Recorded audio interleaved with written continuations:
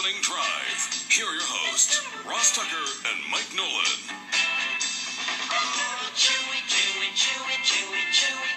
You know, Mike, not everybody else does this.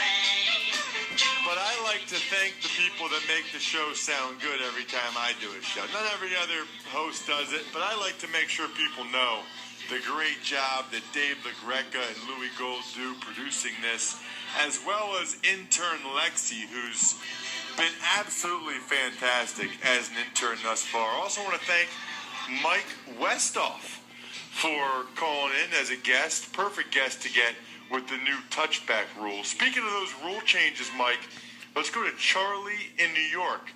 What's up, Charlie? Hey, Ross, you're the greatest, man. Always a pleasure listening to you. And, Mike, you're doing such a great job today, enjoying your knowledge. I just wanted to speak on the player safety side of things. I think that the caller that called in and said these are gladiators, this is what they signed up to do, has got this all wrong. I think it's absolutely misinformed or ignorant, if you will, that if the rules weren't changed through the years, people would still be wearing leather helmets and less padding. I mean, for God's sake, our American Medical Association has asked for the abolition of boxing in the 80s, and we all know why that wouldn't happen. But with everything they're finding out with CTE, it may not be long before the American Medical Association is pardoning football, too. They're already doing it. They're looking at 18-year-olds being banned from combat sports unless you're 18 years old, and football could be on the next track. If we're looking at preserving the NFL and this fine game that we have, we should be looking at safety. That's what we do. I mean, Brett Favre was already quoted as saying he's not sure he would allow his child to play the sport, and many other NFL stars as well. I mean, we look at everything we do, look at our wonderful armed services, the soldiers out there. They're the true gladiators on the world stage, and we do everything we can do to protect them. These are our sons, these players. We need to take care of them, and I think it's absolutely great what the NFL is doing. Hope they keep up the good work.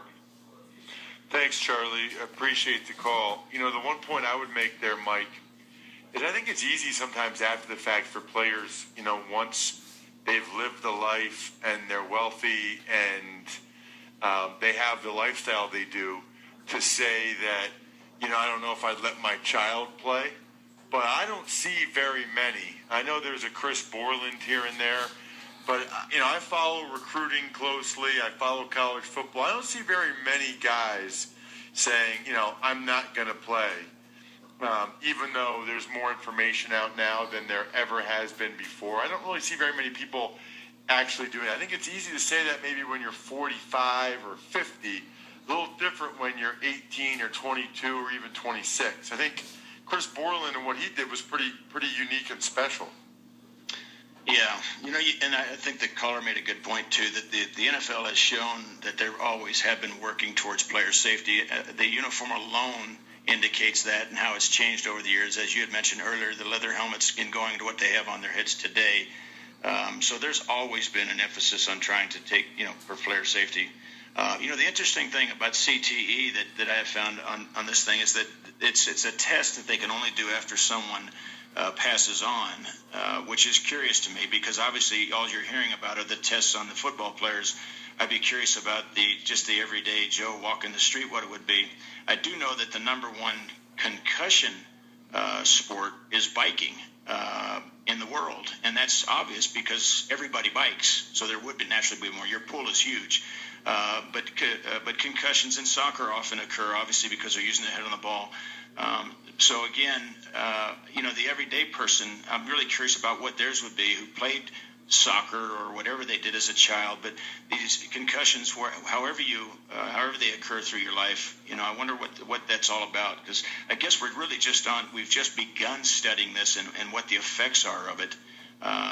So that's a little bit of a tangent, but at the same time, it's something that we're all concerned with and talking a lot about. Yeah, and everything, you know, everything I've read, it's really more about, you know, just repetitive hits to the head, even more than concussions at this point. And to me, the two things that they should do automatically is I don't think youngsters should be able to play the game, and I think, you know, the less contact, the better in practice. I know that's probably not what coaches want to hear, but I just think, you know, the less you can have those hits, the less chance you're going to develop. CT. Mike, we only have a few seconds. I really enjoyed this. You didn't, for your first time, you did an awesome job, man. Did you like it? I loved it. Yeah, I appreciate it. And Ross, I really appreciate you. You do a great job. I really mean that. It's obviously it's very easy to be a sidekick to you because you take care of everything. Well, you can be my sidekick any day, Goose. That was a very, very enjoyable show. Mike's in Denver. You got up at 5 a.m. for this. MJD and Alex are next.